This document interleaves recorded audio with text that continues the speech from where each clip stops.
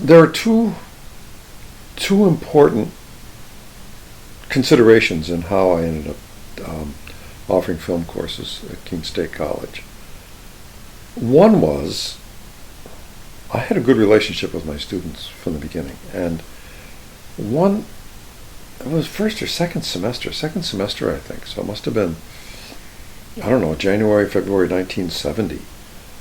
Three of my students, my favorite students, came in from one of my classes and said, we want to start a film society. And I said, what do you mean? And they said, well, we want to start showing films maybe once a month or once a week or something like that as a student club, and we want to know if you'd be our student advisor. Every group has to have an advisor, not a student advisor, pardon me, faculty advisor. So I said, what do we have to do? They said, well, we have to write up a constitution, and then we can apply for funds, and then we have to get films. I believe we can rent them. So I said, okay, I'll be glad to. I mean, I knew from my own experience, when students come and ask for something, you know, there's often a good reason for it that's going to really be important, maybe in ways you don't even know. That's what happens. So we wrote up a constitution. I remember it was not difficult, but I remember putting into the constitution, insisting that we put in a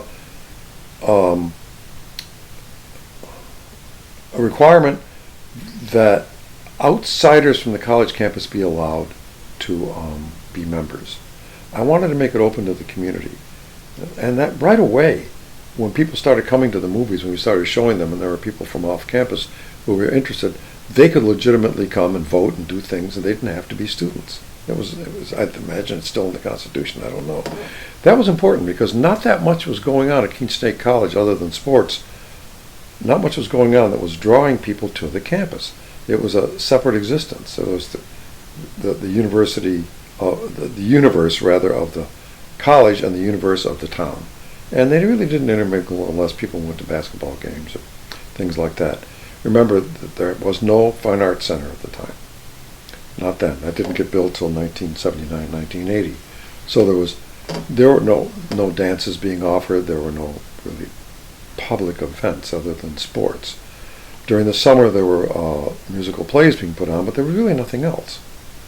So when we started the film series, we started letting it be known off campus that people could come to the movies. And people came to the movies. And not so much now, but back then, a huge portion of our audience were just people from Keene who wanted to go to the movies, to see movies they couldn't see otherwise. I mean, at that point, there was, I think, one movie theater over near where Walmart is now. So there's one movie theater, and then downtown, of course. So we started the film series, and we'd lug 16 millimeter projectors over to the science building, over to Science 101, set it up on a chair. And I remember our first film, I think it was either Maltese Falcon or Citizen Kane, I can't remember which. And we'd rent a film a month. We'd rent them from Swank or Films Inc. 16 millimeter prints had come in those strange packages with the straps on them, and we'd project them. We'd use one projector. We'd have a changeover, and we'd pack the place. People wanted to see films. And the students ran it, and it wasn't onerous to do. It was once a month, I think, and then started to increase as popularity increased.